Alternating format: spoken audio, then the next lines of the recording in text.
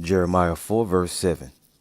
The lion is come up from his thicket, and the destroyer of the Gentiles is on his way.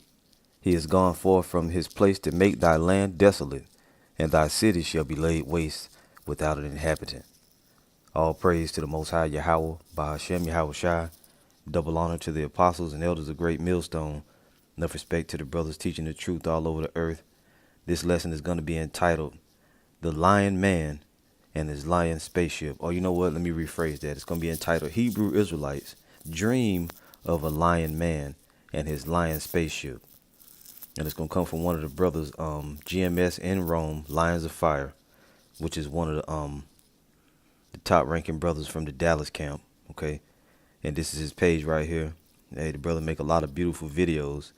Now he had this one video from over a year ago that I stumbled across. My brother uploaded it on he shared it on Google Plus, and I had the opportunity to check it out the other day. And hey, it's a dream that he had, and it's a beautiful, you know, beautiful dream. I don't want to mess it up by talking too much. I'm gonna play it, and we're gonna play the entirety of this video. You can see it's 8 minutes and 49 seconds, and actually, the name of it is "The Dream I Had with a Jaw-Dropping Twist."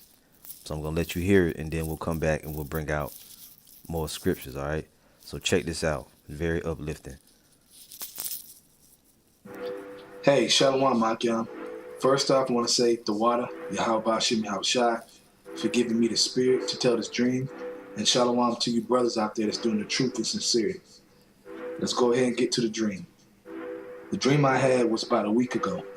And it was me, my youngest son, which is 4, and some other family members. And they were standing on the dirt playing by some water. And when I was looking at them play, I couldn't move. I couldn't really communicate with them. I couldn't say anything. And all of a sudden, I saw alligators, like 5 of them, just in the water. So right then and there, I'm worried. I'm like, man, like, they can't see that it's alligators in the water, but I can see. So I was confused a little bit. One of those dreams where you can't move, like everybody else can move. You can't run as fast. So I was just stuck from afar watching them play in the dirt and watching those alligators approach in the water. And right when I had the thought of my son, my 4-year-old, going into the water, he was playing on this car thing, and all of a sudden, he started rolling into the water. And as soon as he rolled into the water, those 5 alligators rushed over there real quick. And all I could think about is like, damn, like my son finna get eaten, by these alligators, you know what I'm saying? So I had a messed up feeling in my stomach. Because to me, it was really happening, you know what I'm saying? And all I could see is the alligators close to him, and then all of a sudden you couldn't see him no more, and all you see is the water splashing up and down with the 5 alligators just moving real fast around him. So I'm thinking he's dead. I'm thinking he's eaten up. I'm like sick to my stomach. So from there I wake up. So when I wake up, usually if I have a dream that, is a very edifying dream in the spirit, I would tell it to my household, especially if it's a spiritual dream, to uplift faith.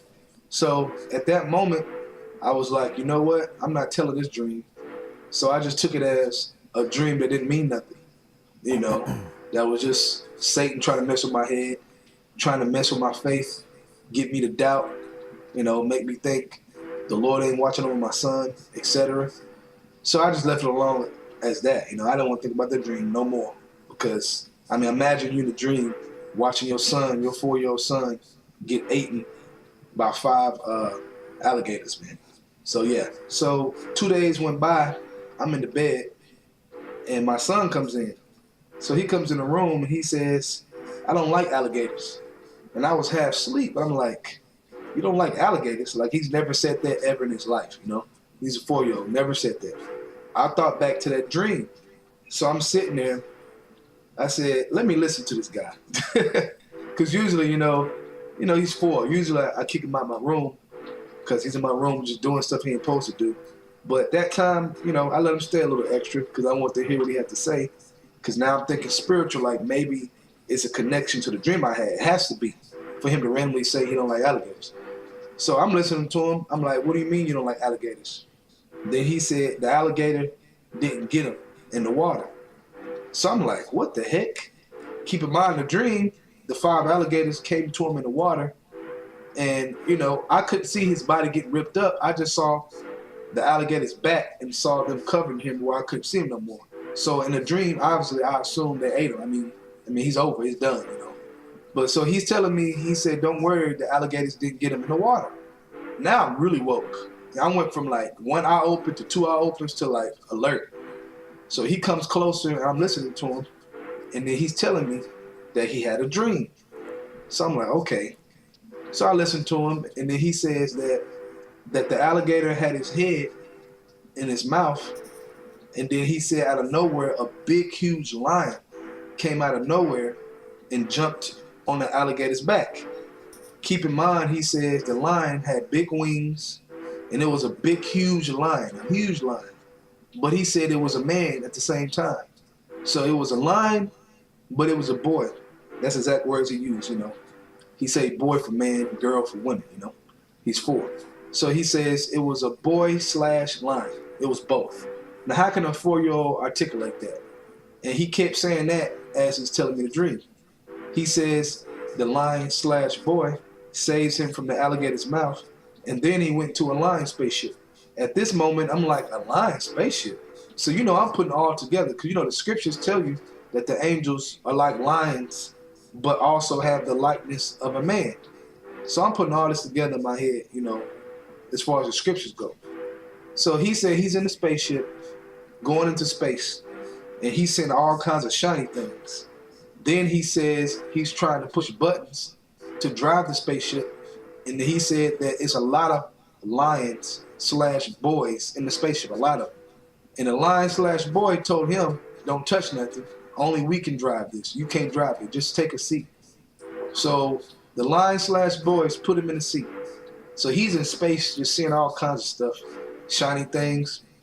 And he said that the lion/boys had wings, and he said they had purple crowns on their head. Keep in mind, lion/boy with wings, and they had purple crowns on their heads. So at this moment, I'm like, dang, man. And also he said that the spaceships were shiny, were very shiny spaceships. And then he said that they could go wherever they want to go in space, around the world, wherever they want to go, could go anywhere. So when you think about it in a spiritual way, I was concerned a little bit for a hot second because, I pride myself on having faith. So for a hot second when I woke up, I was like, damn, like what the hell does that mean? Because I have a lot of other meaningful dreams. Like I said, I just X that off as just a demon messing with me, you know what I mean? But though I had a little bit of concern, Yahweh Shem Yahushai comforted me, man, by having my son have the second half of my dream. And he started off right where I left off in the dream. Think about it. I left off with him in the water, thinking the alligators ate him up. He comes to me in my room and starts off with, don't worry, the alligators didn't get me in the water. So that's where his dream started off, where my dream left off. So the Lord gave me the first half of the dream, gave him the second half of the dream. I was a little bothered by the dream. And then my son comforted me. He put the spirit on my son to have the second half of the dream, to let me know that the alligators didn't get him. He basically got saved by the angels, went into the spaceships, and was going everywhere in space. And don't worry, he was protected. He got saved. Then he told me, as he finished the dream, he says, don't worry, nothing happened to me. Don't worry, don't be scared. So my mouth is like dropped. I've experienced a lot of spiritual things in this truth. I've been fortunate that I have. But the fact that he had the second half of my dream just took the cake, man. And I wanted to share that because, I couldn't believe it. While it was happening, I couldn't believe that he was telling basically the second half of the dream. And I was just like floored, you know what I'm saying, for a while. The whole day. But so that's the dream with me, my son, and I just want to share it with you brothers. Once again, the water, Yahweh Shem Hamshai, forgive me the spirit of truth, and give me the spirit to tell this dream. and to share it with your brothers. And shalom to you brothers that's doing the truth with sincerity, and double honor to the elders of Great Millstone. Shalom.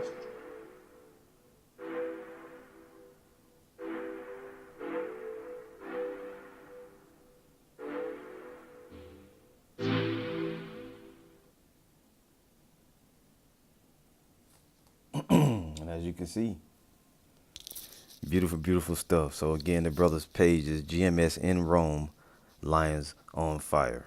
All right, so enough of that. So yeah, so as you heard, very inspiring, very uplifting dream. We'll bring a few scriptures out. Now that lion man or lion boy, which is hey, that's incredible.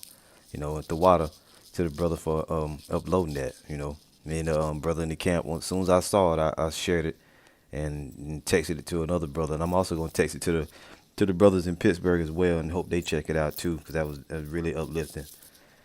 So I wanted to share it with you guys. All right, so this is that lion. Excuse me, that lion is Yahweh Shai. Again, Jeremiah 4:7, the lion is come up from his thicket, and the destroyer of the Gentiles is on his way. He is gone forth from his place to make thy land desolate, and thy cities shall be waste without an inhabitant. That's right, Yahweh Shai, the Lion of the tribe of Judah, is coming and destroy Esau, his infrastructure, the so-called white man, and to put you devils in slavery, man, and all the nations, and set up the children of Israel in righteous rulership on the earth. Now, Revelation 5:1, and I saw in the night, Salakia, and I saw in the right hand of him that sat on the throne a book written within and on the backside, sealed with 7 seals. And I saw a strong angel proclaiming with a loud voice, who is worthy to open the book and to loose the seals thereof? And no man in heaven nor on earth, neither under the earth, was able to open the book, neither to look thereon. And I wept much, because no man was found worthy to open and to read the book, neither to look thereon. And one of the elders saith unto me, weep not. Behold, the Lion of the tribe of Judah, the root of David, hath prevailed to open the book and to loose the 7 seals thereof. And Yahweh Shai is that Lion of the tribe of Judah, the root of David. All right, hint, hint. And the reason why we can understand the truth now is because the Savior unlocked it unto us. Okay.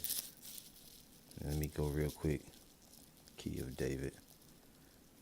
He's the whole reason why we can even understand the truth, because he's unlocked our minds. This is Revelation 3:7.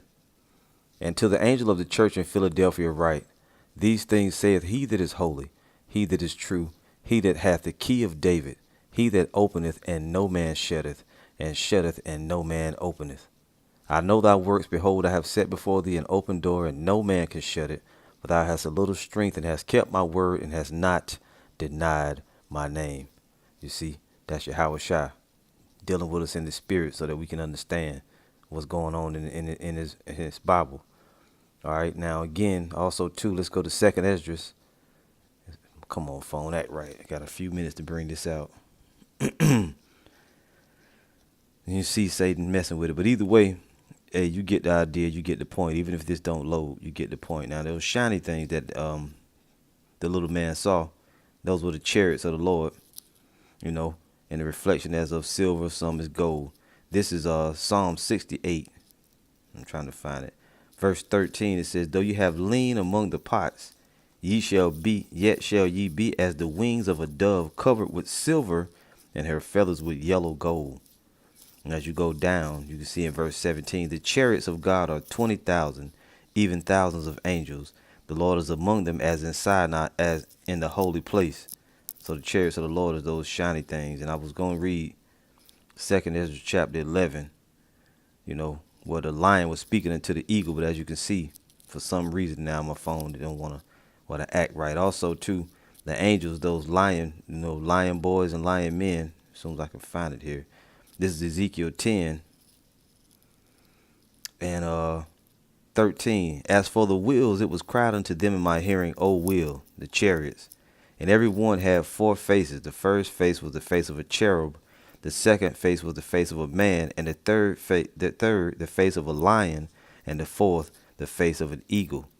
And the cherubims were lifted up. This is the living creature that I saw by the river of Shabar. So this is, a vision that Ezekiel saw, the chariots and the angels, and the faces that he saw. Those were the attributes of the angels. All right, so